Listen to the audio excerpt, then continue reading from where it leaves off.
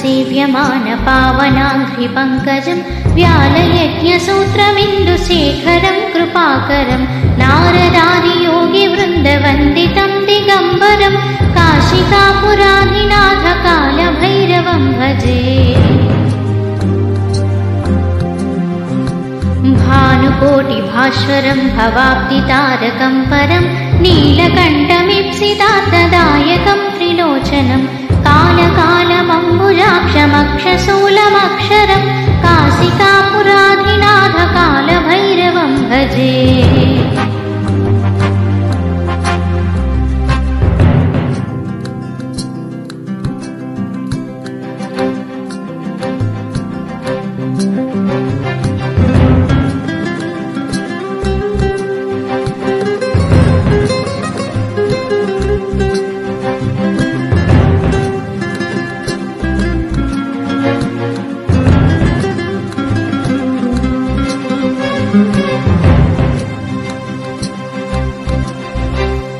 शूलटङ्कपासदण्डपाणिमादिकारणं श्यामकायमादिदेवमक्षरं निरामयं भीमविक्रमं प्रभुं विचित्रताण्डवप्रियं काशिकापुराधिनाथकालभैरवं भजे।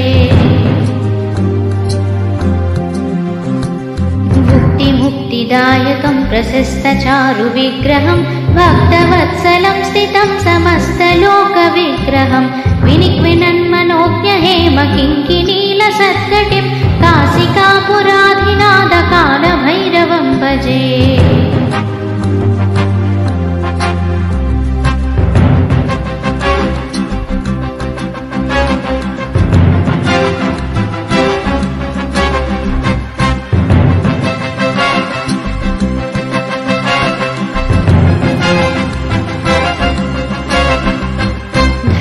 सेतुपालकं त्वधर्ममार्गनाशकं कर्मपाशमोचकं सुशर्मदायकं विभुं स्वर्णवर्णशेषपाशशोभिताङ्गमण्डलं काशिकापुराधिनाथकालभैरवं भजे।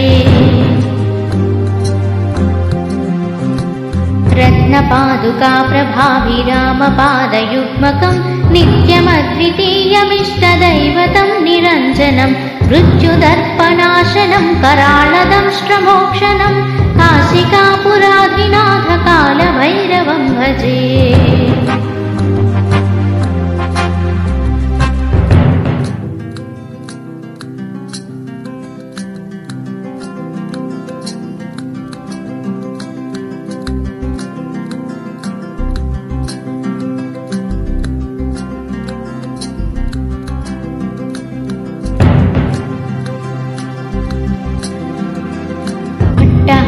भिन्नपद्मजाण्डकोशसन्ततिं दृष्टिपातनष्टपापजालमुग्रशासनम् अष्टसिद्धिदायकं कपालमालिकं धरं काशिकापुराधिनाथकालभैरवं भजे।